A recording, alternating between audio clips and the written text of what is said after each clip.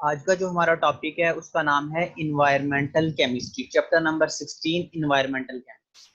सबसे पहले environmental chemistry किसको कहते हैं? Environmental chemistry is the study of chemicals and other pollutants in the environment. ठीक है, उसके नेम से हमें आइडिया हो जाएगा। इन्वायरमेंटल से मुराद है इन्वायरमेंट का जिक्र आना है, और केमिस्ट्री से मुराद है केमिस्ट्री यानी केमिकल्स का। Environmental chemistry is the study of chemicals and other pollutants in the environment. Environmental chemistry से मुराद है केमिकल्स और पोल्यूटेंट्स जो कि हमारे माहौल में मौजूद हैं, उनकी स्टडी को कहते हैं इन्वायरमेंटल केमिस्ट्री। ठीक है, इधर से सिर्फ हमने ये एक लाइन ही याद करनी है, 2 नंबर की डेफिनेशन। उसके बाद what are components of environment. ठीक है, discuss in detail components of environment या what are components of environment. अगर ये इस तरह आ जाए discuss in detail components of environment तो ये लॉन्ग क्वेश्चन है। अगर आए नेम कंपोनेंट्स ऑफ एनवायरनमेंट तो शॉर्ट क्वेश्चन है। अब कंपोनेंट्स ऑफ एनवायरनमेंट कितने हैं, यानी जिस माहौल में हम रहते हैं, जो हमारा प्लेनेट है, अर्थ है, इसकी जो इन्वायरमेंट है उसके कितने हिस्से हैं, कितने कंपोनेंट्स हैं, कितने अज्जा हैं। पहला अज्जा है एटमॉस्फेयर, इसको कहते हैं आबो हवा। ठीक है, आपने सुना होगा माशरती उलूम में, जोग्राफिया में। एटमॉस्फेयर से मुराद है आबो हवा। हाइड्रोस्फेयर से मुराद है पानी वाला हिस्सा। ठीक है, लिथोस्फीयर से मुराद है चट्टानी हिस्सा। और बायो कहते हैं जिंदगी को। बायोस्फीयर से मुराद है ऐसा हिस्सा जहां जिंदगी पाई जाती है, जहां मैं रह रहा हूँ, आप रह रहे हो, हमारे जानदार रह रहे हैं, मछलियां रह रही हैं। ठीक है, परिंदे रह रहे हैं, शेर रह रहा है। ठीक है, कैट्स, डॉग्स, हॉर्सेस, डंकी, सारे जानदार जहां पाए जाते हैं, जिस हिस्से में उसको हम कह देते हैं बायोस्फीयर। अब हमने one by one in parts को डिस्कस करना है और इनकी पिक्चर्स भी देखनी है सिलेक्टेड। एटमॉस्फेयर किसको कहते हैं? The layer of gases surrounding the earth is called atmosphere. अब हमारी जो आबो हवा है, ठीक है, जो हवा चलती है ना, वो किस वजह से है? वो गैसेस की वजह से। गैसेस ना हो तो हमारा प्लेनेट भी स्पेस की तरह वीरान हो जाए, इधर कुछ भी ना हो। गैस जो हमें हवा महसूस होती है वो दरअसल क्या चीज होती है? गैसेस होती है, nitrogen, oxygen, argon, carbon dioxide. ठीक है, अब एटमॉस्फेयर क्या है? Layer of gases surrounding the earth is called atmosphere. हमारी जमीन को गैसेस की तहों ने घेरा हुआ है, उन तहों को कहते हैं एटमॉस्फेयर। इसमें ये परसेंटेजेस आपने याद रखनी। सबसे ज्यादा कौन सी गैस है? Nitrogen gas 78%। दूसरे नंबर पे ऑक्सीजन जो हम सांस लेते हैं 21%। तीसरे नंबर पे आर्गोन 0.9%, ये नोबल गैस है। चौथे नंबर पे कार्बन डाइऑक्साइड 0.03, ये मेन पाई जाती है, यानी ज्यादा पाई जाती है। It also contain trace amount. Trace amount कहते हैं बहुत कम क्वांटिटी, ट्रेस कहते हैं जरात या बहुत कम, तो ट्रेस अमाउंट में ये पाई जाती है। ठीक है, मेन ये ऊपर वाली आपने याद करनी। इसके अलावा पानी के बुखारात भी पाए जाते हैं, क्योंकि हमें पता है हवा में नमी मौजूद होती है। अब एटमोस्फेयर की मोटाई कितनी है? जहां हम मौजूद हैं वहां से लेके, ठीक है, 1000 किलोमीटर, हमसे लेके हमारे से 1000 किलोमीटर ऊपर तक जो है वो क्या है? हमारी एटमॉस्फेयर है। यानी हमारी जमीन से लेके 1000 किलोमीटर ऊपर तक इसकी मोटाई है। और उसमें से जो 5.6 किलोमीटर है उसमें इसका ज्यादा वजन है, यानी ज्यादा गैसें शुरू वाले 5.6 किलोमीटर में मौजूद है, और जो बाकी कम गैसें हैं वो ऊपर वाले फिर बाकी किलोमीटर में मौजूद है। Role in environment. अब हमारी आबो हवा का क्या फायदा है? ठीक है, जो हमारी एटमॉस्फेयर में गैसेस हैं वो कॉस्मिक रेज को एब्जॉर्ब कर लेती हैं। कॉस्मिक रेज वो होती हैं जो स्पेस से शुआएं आती हैं खतरनाक। ठीक है, तो ये उन खतरनाक शुआओं को एब्जॉर्ब कर लेती हैं, तो हम तक पहुंचने नहीं देती। ये सूरज से आने वाली इलेक्ट्रोमैग्नेटिक रेडिएशंस को भी एब्जॉर्ब कर लेती हैं, जिसकी वजह से हमें इतना नुकसान नहीं होता। अगर ये गैसेस ना हो तो हर बंदे को स्किन कैंसर होना शुरू हो जाएगा। तो इनका ये फायदा है हमारी आबोहवा का। This absorption protects life on earth. अब ये जो हार्मफुल रेडिएशन है उसको एब्जॉर्ब कर लेती हैं और जमीन पे मौजूद जो जानदार हैं उनकी जिंदगी को बचाती हैं। These gases sustain life on earth। ये गैसेस क्या है? सस्टेन से मुराद है बरकरार रखना। ये हमारी प्लेनेट अर्थ के ऊपर जिंदगी को बरकरार रखती हैं। अब देखो इनका क्या फायदा है। ऑक्सीजन किस लिए इस्तेमाल होती है? ब्रीदिंग के लिए। अगर 1 मिनट भी हम सांस ना लें तो हमारा दिमाग के सेल्स की डेथ होना स्टार्ट हो जाएगी, और डेथ हो जाती है अगर 1 मिनट भी सांस ना। तो ये कितनी बड़ी नेमत है कि ऑक्सीजन जो मौजूद है हवा में, ये सांस लेने के लिए इस्तेमाल होती है। Number 2, carbon dioxide. Carbon dioxide पौधे इस्तेमाल करते हैं फोटोसिंथेसिस के लिए और खुराक तैयार करते हैं। अगर कार्बन डाइऑक्साइड ना हो तो हमारी जितनी भी फसलें हैं वो फल ही तैयार ना करें तो कहत पड़ जाए और सारे लोग भूखे मर जाएं। तो ये कार्बन डाइऑक्साइड पौधे इस्तेमाल करते हैं खुराक तैयार करने के लिए, ऑक्सीजन जानदार इस्तेमाल करते हैं जिंदा रहने के लिए, और नाइट्रोजन बैक्टीरिया इस्तेमाल करते हैं। ये बैक्टीरिया पाए जाते हैं पौधों की जड़ों में। ये नाइट्रोजन को नाइट्रेट में कन्वर्ट कर देते हैं और वो फिर पौधा इस्तेमाल करके अपनी नशोनुमा करते हैं। उसके बाद वाटर वेपर्स भी जिंदगी के को मुमकिन बनाते हैं हमारे प्लेनेट के ऊपर। तो एटमॉस्फेयर क्या करता है, हीट बैलेंस बरकरार रखता है। अब आप देखते हो जमीन का टेम्परेचर गर्मियों में भी एक खास हद से ऊपर नहीं जाता, ठीक है, यानी इतनी हद तक रहता है कि इंसान बर्दाश्त कर ले उसको, उस खास हद से ऊपर नहीं जाता और जिंदगी मुमकिन रहती है। किस वजह से? एटमॉस्फेयर की वजह से। ये एटमॉस्फेयर हो गया। अब अगला है हाइड्रोस्फीयर। हाइड्रो जब से मुराद होता है वाटर, ठीक है, हाइड्रोस्फीयर से मुराद है वो सारा हिस्सा जहां वाटर मौजूद है। Hydrosphere include water bodies mainly, ocean कहते हैं समंदरों को, रिवर कहते हैं दरिया को, स्ट्रीम कहते हैं नदी को, लेक्स कहते हैं झील को, पोलर आइस कैप से मुराद है जो ग्लेशियर्स वगैरह हैं, बर्फानी पहाड़ हैं, और जमीन के नीचे जो मौजूद पानी है, ये सारे क्या है? हाइड्रोस्फीयर, यहाँ पानी मौजूद है। अब जो समंदर है ना बच्चों, उसमें 97% ऑफ अर्थ वाटर है, यानी जमीन का 97% अर्थ वाटर समंदरों में है, मगर ये पीने के लिए इस्तेमाल नहीं हो सकता क्योंकि इसमें हाई साल्ट कंटेंट, आपको पता है, नमकीन है। 97% तो ले गया ओशियन जो कि पीने के काबिल नहीं है। 2% मौजूद है ग्लेशियर्स में, जो चट्टानी जो बर्फानी पहाड़ होते हैं, उसमें 2% है। और जो पीने के लिए हमारे पास फ्रेश वाटर है वो सिर्फ कितना है? 1%, यानी जो 1% है सिर्फ वो फ्रेश वाटर है, वो पीने के काबिल है, जो आता है सरफेस से, यानी जमीन की सतह के नीचे से, दरियाओं से, झीलों से और नदियों से। ये सिर्फ 1% है। अब उस 1% में से ज़राअत में इस्तेमाल हो जाता है 69%, सनत में 23% और घरेलू पर्पसेस के लिए 8%। ये हो गया हाइड्रोस्फीयर। अब देखते हैं लिथोस्फीयर।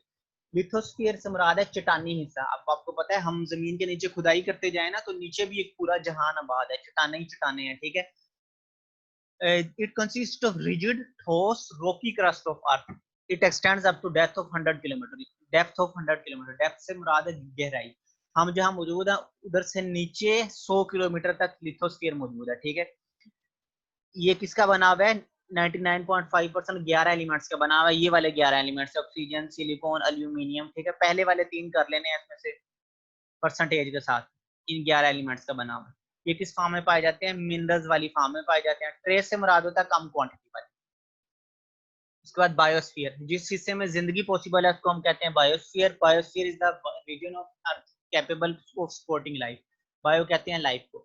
ये आबोहवा का निचला हिस्सा, यानी जिसमें हम रह रहे हैं, जिसमें समंदर हैं, दरियाएं हैं, झीलें हैं, ये सारा बायोस्फीयर है। इसमें क्या होता है? एक्सचेंज होता है इंसानों में, जानवरों में और पौधों में। जैसे हम इंसान हैं, हम पौधों से खुराक हासिल कर लेते हैं, ठीक है, जानवर दूसरे जानवरों को खा लेते हैं, इसी तरह ये सिस्टम चल रहा है। अब ecosystem is a smaller unit of biosphere. ये किस पे मुश्तमिल होता है? लिविंग ऑर्गेनिज्म पे और उनका जो इंटरेक्शन है एनवायरनमेंट के साथ। जैसे अब जो पौधे हैं और जानवर हैं और हम हैं, हम किस पे डिपेंड करते हैं? हम पानी पे डिपेंड करते हैं, एयर पे डिपेंड करते हैं और मट्टी पे डिपेंड। इन्वायरमेंटल पोल्यूटेंट किसको कहते हैं? इन्वायरमेंट में मौजूद कोई भी ऐसा सब्सटेंट जो कि एडवर्सली से मुराद है बुरे तरीके से, ठीक है। एडवर्स से मुराद होता है हार्मफुल या बुरे तरीके से। हमारी इन्वायरमेंट में मौजूद कोई भी ऐसा सब्सटेंस जो हमारे सेहत को या जिंदगी को या इकोसिस्टम को, हमारी इन्वायरमेंट को खराब करे या नुकसान पहुंचाए, उसको कह देते हैं इन्वायरमेंटल पोल्यूटेंट, ठीक है। अब इन्वायरमेंटल पोल्यूशन दिन ब दिन बढ़ रही है शहरों के अंदर। आपको पता है क्यों बढ़ रही है? पॉपुलेशन ज्यादा हो रही है, ज्यादा पॉपुलेशन होगी, ज्यादा कारें होंगी, ज्यादा गाड़ियां होंगी, ठीक है, ज्यादा सनतें होंगी, ज्यादा ट्रांसपोर्ट होगी, ज्यादा पोल्यूशन होगी, ज्यादा धुआं निकलेगा। इस वजह से ह्यूमन हेल्थ पे बुरा असर पड़ रहा है। ये तो हमारा अब का लेक्चर है। अब इसमें से जो एमसीक्यूज आ जाते हैं वो देखते हैं। Ecosystem is a smaller unit of dash. अभी हमने पढ़ा है किसका इकोसिस्टम किसका स्मॉलर यूनिट है? बायोस्फीयर का। उसके बाद एटमॉस्फेयर का हाफ किधर है? लोअर 1.5 किलोमीटर, यानी लोअर 1.5 किलोमीटर।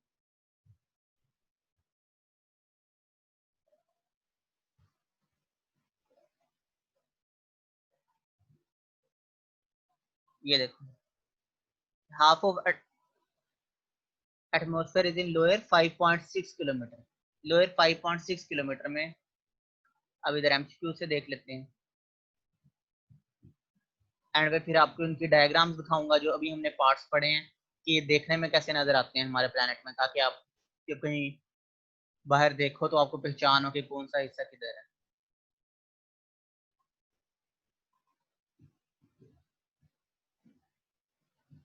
इसका जो आंसर है वो करेक्ट ये वाला आंसर है 5.6 किलोमीटर। ठीक है, तो ये वाला नहीं है, ये क्रॉस है। करेक्ट आंसर है 5.6 किलोमीटर। हाफ ऑफ एटमॉस्फेयर किधर मौजूद है? लोअर 5.6 किलोमीटर में। लिथोस्फीयर की हमारी जमीन से नीचे कितनी डेप्थ है? 100 किलोमीटर। लिथोस्फीयर 11 एलिमेंट्स का बना हुआ है। सबसे ज्यादा कौन सा एलिमेंट है? सिलिकॉन। जो एलिमेंट अर्थ क्रस्ट में ग्रेटेस्ट प्रोपोर्शन में मौजूद है वो है ऑक्सीजन। इकोसिस्टम स्मॉलर यूनिट है बायोस्फीयर का। कंपोनेंट्स जिसमें सारी वाटर बॉडीज हैं उसको कहते हैं हाइड्रोस्फीयर। बाकी वाले एमसीक्यूज आगे हमने हमने अभी पढ़ने हैं। उसके बाद ये नीचे वाले जितना हमने पढ़ा सिर्फ उसमें से भी डिस्कस कर रहे हैं।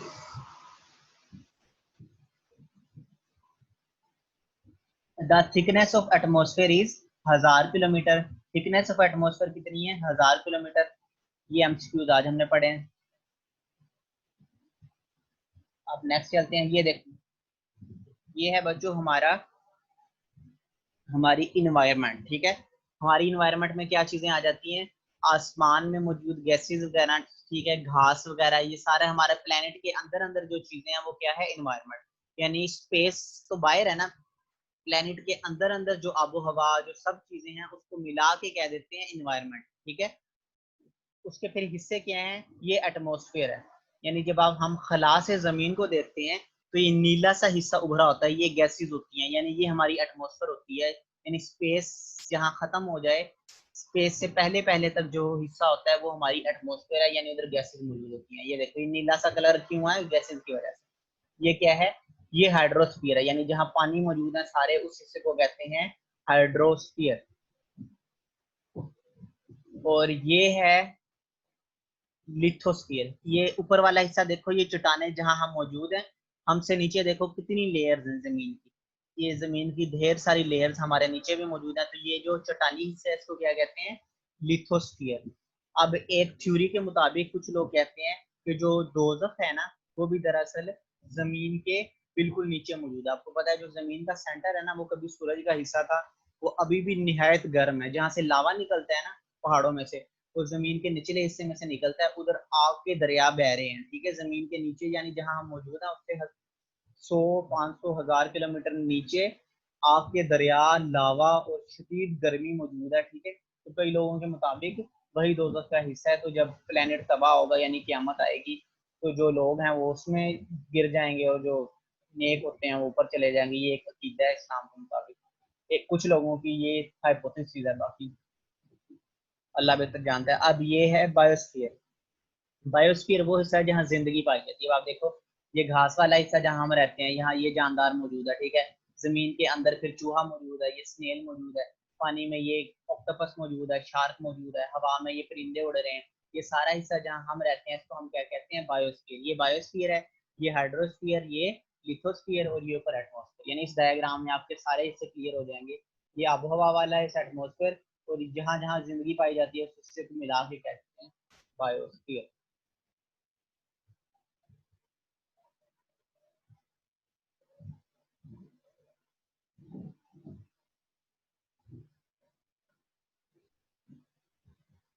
उसके बाद एक फनी पिक्चर ऐड की है, ये समझने के लिए आपके पास फर्स्ट ईयर का कंसेप्ट होना जरूरी है। ठीक है, अब आप देखते थे कि फर्स्ट ईयर में ना हमने दो चीजें पढ़ी थी, पी एच पढ़ा था और पी ओ एच। मगर हर वक्त जिक्र किसका होता था? पी एच का जिक्र होता था और पी ओ एच को इग्नोर कर दिया जाता था। ठीक है, तो इस लतीफे को भी सिर्फ केमिस्ट समझ सकते हैं कि यानी स्टूडेंट्स ने इसको उठा लिया, पी एच को तो बड़े प्यार से रखा, यानी इसको बार बार स्टडी किया, मगर पी ओ एच को निगलेक्ट कर दिया था। इसका इतना रोल नहीं था, ज्यादा रोल यानी ज्यादा जिक्र किसका आता है? पी एच का आता है। तो ये एक फनी पिक्चर थी इसकी।